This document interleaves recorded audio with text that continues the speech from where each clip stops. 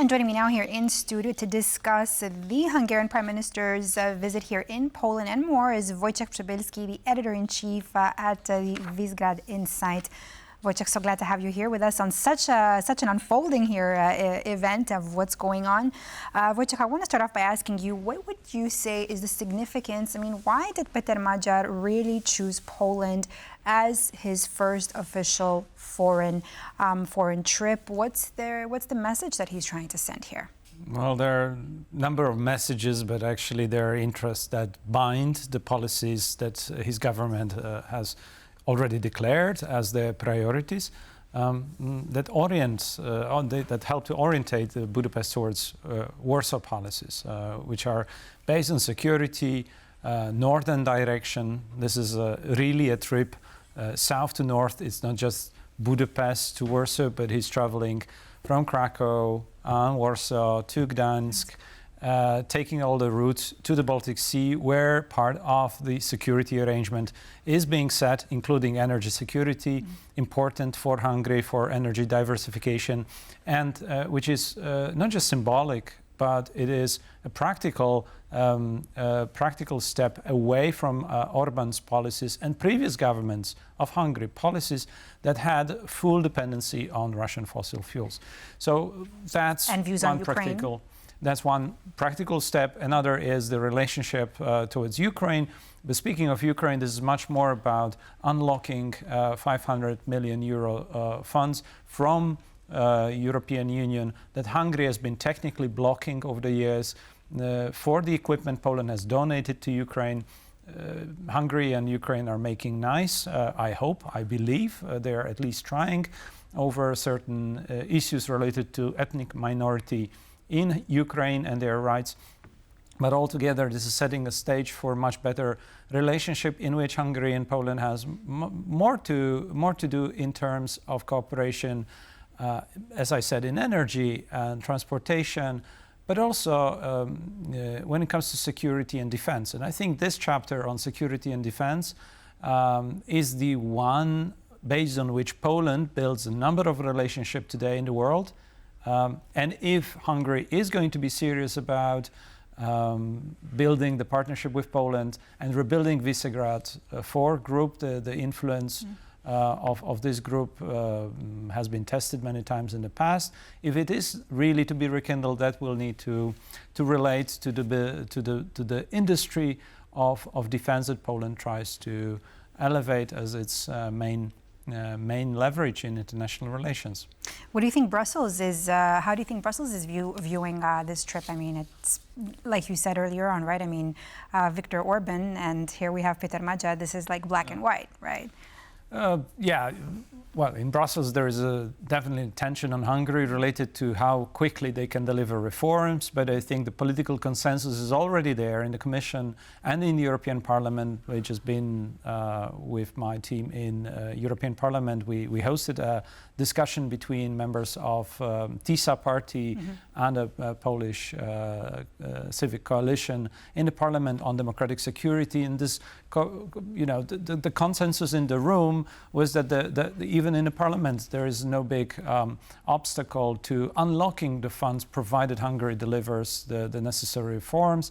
Maybe the Greens would be somehow looking into certain additional conditions, making sure really Hungary will provide the reforms they pledged to do. But I think with the constitutional majority, with the determination of the leadership currently in Budapest, there is the will and the bureaucratic and technical conditions for that will need to be checklisted, and I believe will be delivered in time. But there is some uncomfortable news perhaps also, because Poland and Hungary has oftentimes been playing a different card than a number of other capitals in Europe when it comes to border and migration issues. We know that there are similar positions here. So we may see kind of confrontations. Possibly confrontations, or I would say rather assertive tone, in which voices of leadership on the future direction of Europe will be reinforced by Budapest aligning with Warsaw once again. So speaking of alignment, another fact here relating to Hungary. ex-Polish Justice Minister, Ziobro. That's causing quite a hassle here. He fled to Hungary. Now he's in the United States. What's this going to mean for Polish-U.S. relations moving forward? Well, that very much depends on how swift the system of justice in the U.S. is in responding to effective, hopefully, Polish justice system. So where I do not see this should be and would be pursued through political pressures, we actually need to depoliticize the criminal case that is against the former Minister of Justice. And once it is being done, I'm sure court system and rule of law in the United States will recognize the arguments of our justice system, and that should be left at this level because we're talking about a fugitive from Poland. We are also in a situation when we need to cut through the cloud of disinformation related to his travel to US and being hosted probably on false pretense or false arguments by the US. All right, Wojciech, now moving on, I want to ask you a major topic here in Poland. NATO's top commander today in Brussels said that some U.S. troop withdrawals in Europe are to be expected. And just recently, moments ago, U.S. Vice President J.D. Vance has spoken out saying, I'm quoting this by Reuters, a delay of U.S. troop deployment to Poland is not a reduction. What to understand here? I mean, why all this mixed messaging? Well, a lot of things are happening, and a lot of things that U.S. is not fully in control. Also, as we know, in terms of the numbers they are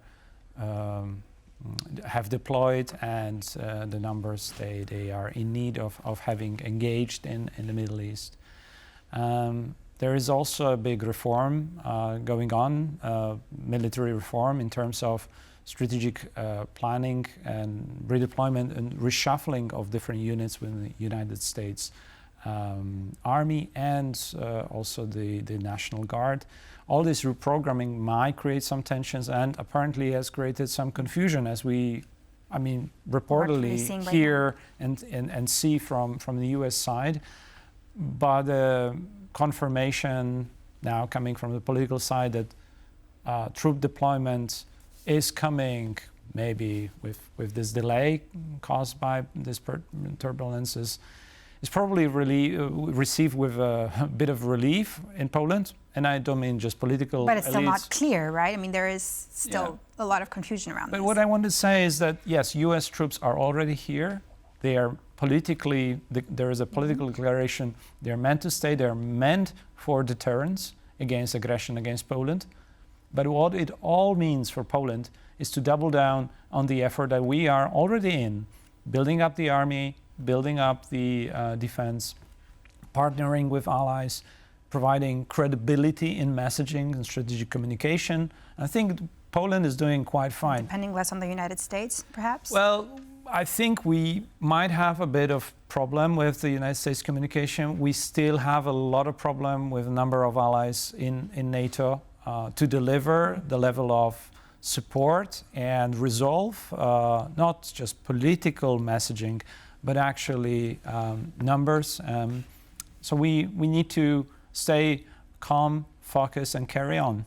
Wojciech, and just really quickly, we have in under a minute, if you can tell me, what do we make out here of Vladimir Putin's trip to China, meeting Xi Jinping? I mean, what is this going to tell us about the Russia-China relationship in under 1 minute? Well, it tells, first of all, who's the big boss. It's Xi Jinping in Beijing. And he is actually reaffirming his position in global affairs because it's a historical moment for China, hosting top leader of the world, US president, and right after a Russian president. So Xi Jinping is achieving a great diplomatic victory in establishing himself on the world chessboard as the guy who just received world leaders for visits in a short time span. We'll have yet to see what will come out of that trip. Thank you so much, Wojciech Przybylski, Editor-in-Chief of Visegrad Insight, for being my guest here today on TVP World. And that's all for this edition of World News Tonight here on TVP World. I'm Diana Skaya. Thanks for watching, and I'll see you here next time.